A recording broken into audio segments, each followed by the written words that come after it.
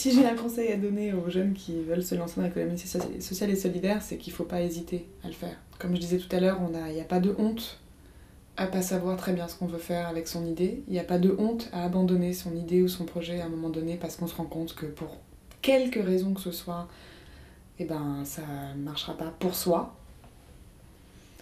Après, des conseils plus concrets, c'est vraiment, il faut faire un gros travail de réseau.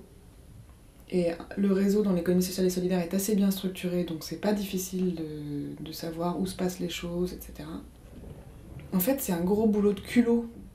Pas hésiter à y aller, en fait. Je pense que c'est ça qu'il faut se dire en permanence. C'est, je vais parler de mon projet, aujourd'hui ça n'est qu'une idée, mais c'est pas grave parce que tous les gens que je vais rencontrer sur mon passage, qu'ils soient du domaine ou pas, ils vont m'aider d'une manière ou d'une autre. Et c'est que en confrontant mon idée avec les autres que je vais pouvoir accoucher d'un projet.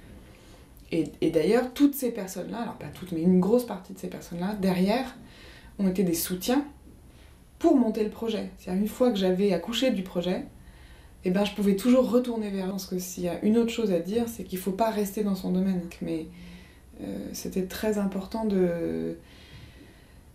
pour nous de vraiment pas être que sur l'agriculture urbaine ou que sur l'environnement, enfin voilà, d'élargir au maximum les cercles. Et puis, quand on a décidé de se lancer, aller voir les structures qui aident.